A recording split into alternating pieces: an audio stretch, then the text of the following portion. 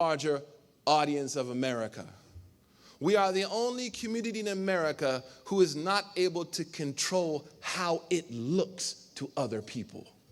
And that's why after 9/11, and I take my hat off to them for this, we see that the Islamophobes opened more blogs than Dunkin' Donuts has in Massachusetts. Really. They went about creating a public image of Islam and Muslims before we even really thought about how important it was. Ayana Hirsi Ali is teaching a class in Harvard on Islamic political thought. This woman is an idiot.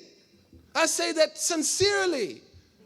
How could she teach at the University of Phoenix, let alone Harvard?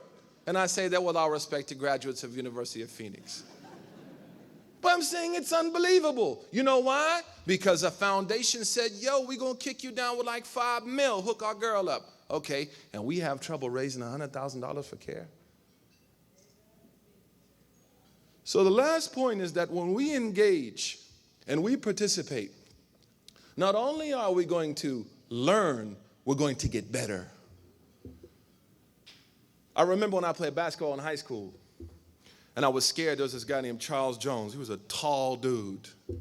He used to terrify me. I'm tall, so if I said he was tall, the man was a burj.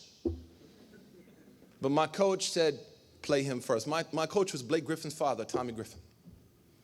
Play him first. A few months later, he only beat me by 2 points. But he beat me, but by 2 points. The first day, I didn't score once.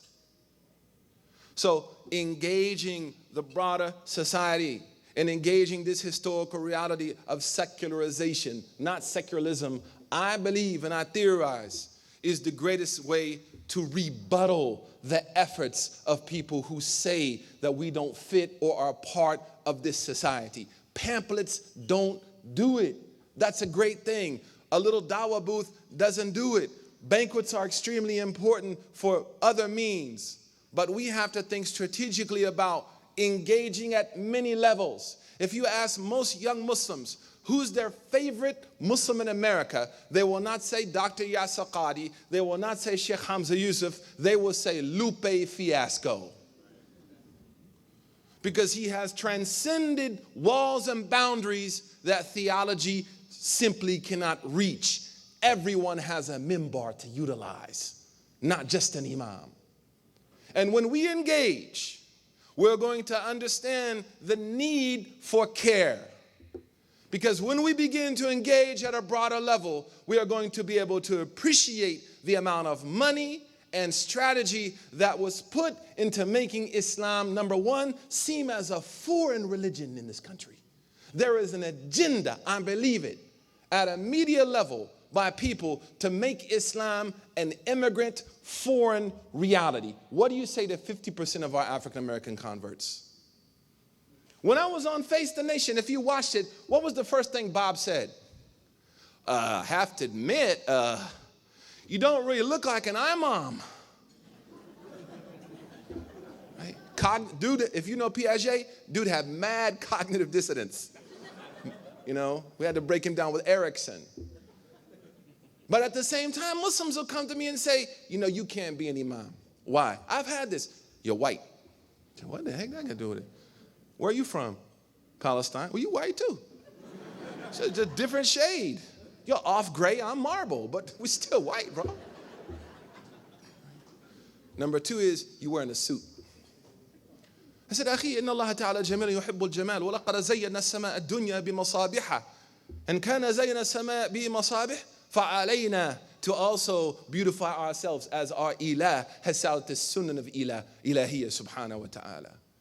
Because the fear of engaging, the fear of engagement causes us even sometimes internally to react in strange ways. I wanted to call CAIR on some Muslims. Yo, Dawood, this dude give me the problem, man. He is violating my Geneva Convention, let alone my American human rights. So the point I want to make is that I think we don't value, honestly, I don't see why CAIR has to have a fundraiser. If we valued really what these people do, the time, you know, the effort. I know Bass and Well in Sacramento. I've seen the effort that these people put in for people that they don't even know, man. And understanding the larger repercussions of making sure. I mean, imagine that the FBI told us we don't work with CAIR. So what? We do. And if you want to work with us, you work with them. But we weren't in a position to say that. You think the African American community will let Chuck tell them you can't work with the NAACP? You think that they will let people say to them that they cannot work with AIPAC? What would the reaction be if they said, we don't work with AIPAC? Boy. But we don't really understand the meaning and value of CAIR. Maybe because we haven't engaged. We're like an ant who flees. We incubate our children where incubated food spoils first instead of preparing our children. So as I finish, I believe that, and that's why younger generations love CAIR. Younger generations of Muslims, you find them volunteering for CAIR because their Islam within the context of what I talked about has real meaning to them. And that's not to say it doesn't for others. And I'm not trying to offend or create any rifts in the community. I'm just speaking to what I see.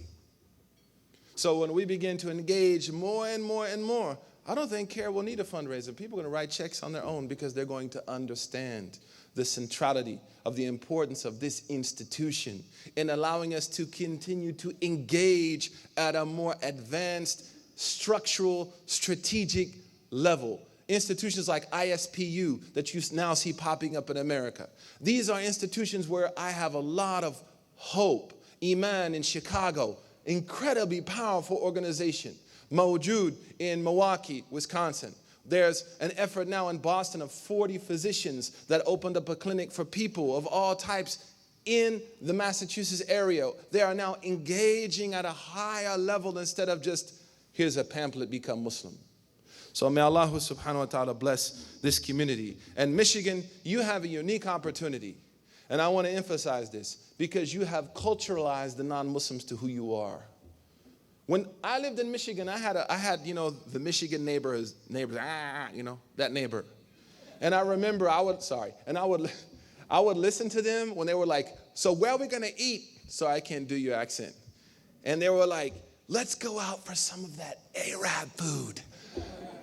Let's go to Cedarland before the problem. So they have already, and Michigan is very similar, especially Detroit and Dearborn, to Philly. On Philly, you could get on a bus and niqabi is your bus driver. And no one cares. Your nurse is in niqab. Who cares?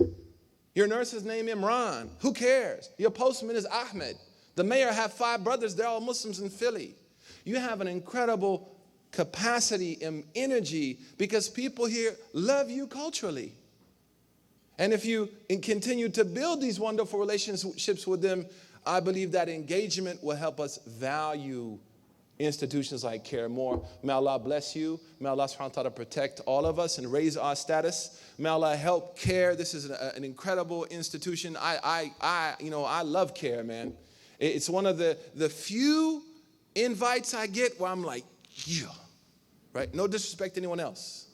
Because I believe that institutions are the way forward, effective institutions. May Allah bless Imam Dawood, bless our sister Muna, bless our sister Lena, I believe, all of you for the sake of Allah, Jazakumullahu khairan. I love Michigan. I lived here 10 years ago.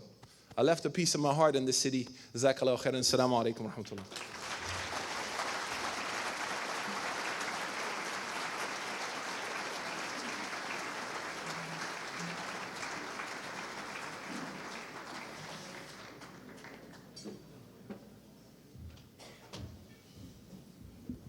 I have to move the microphone back down about half a foot. The next portion is going to be the fundraising portion. Okay, assalamu alaikum, everybody. I'm being told that the number so far that's been collected right now is about $125,000. So we're getting close, inshallah. You guys know that their pledge forms are on your tables. So please, if you haven't pledged, please do so. And we are going to now begin with dinner.